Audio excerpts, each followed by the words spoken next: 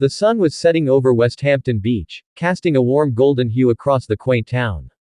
The Westhampton Beach Performing Arts Centre stood proudly, its marquee glowing with the name of the evening's star, Joy Behar.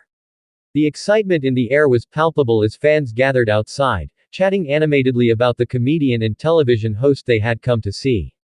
Inside the theater, the atmosphere was electric. Joy Behar, known for her sharp wit and candid storytelling, was about to take the stage. The audience, a mix of longtime fans and curious newcomers, settled into their seats, eager for an evening of laughter and insight. As the lights dimmed, the crowd erupted into applause. Joy stepped onto the stage, her signature smile lighting up the room. Dressed in a vibrant red blouse and black pants, she exuded confidence and charisma. After a few moments of basking in the audience's adoration, she grabbed the microphone and began her set. Thank you, thank you.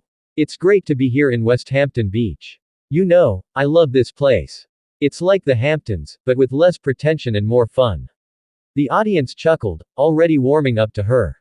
Joy launched into her routine, weaving in stories from her life, her career, and her experiences as a woman in comedy.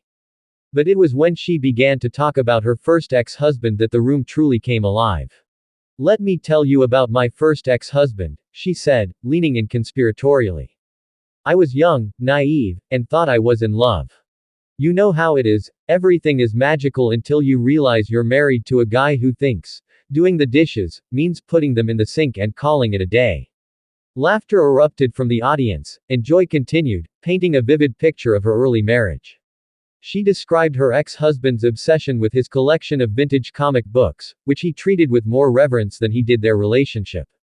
I swear, I could have dressed up as Wonder Woman and he wouldn't have noticed. He was too busy cataloging his precious comics. As she spoke, Joy's storytelling prowess shone through. She had a way of making even the most mundane details feel relatable and hilarious. The audience was captivated, hanging on her every word as she recounted the absurdities of their life together, their disastrous attempts at cooking, the awkward family gatherings, and the moment she realized that love alone wasn't enough to sustain a marriage. Eventually, I had to make a choice, she said, her tone shifting slightly. I could either keep pretending that everything was fine or I could embrace the chaos and find my own happiness. Spoiler alert, I chose happiness. The crowd erupted in applause, and Joy took a moment to soak it all in. You know, sometimes you have to go through the wrong person to find the right one.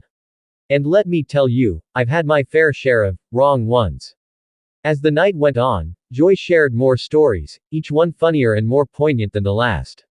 She spoke about the lessons she learned from her first marriage, the importance of self-love, and how humor had been her saving grace through it all.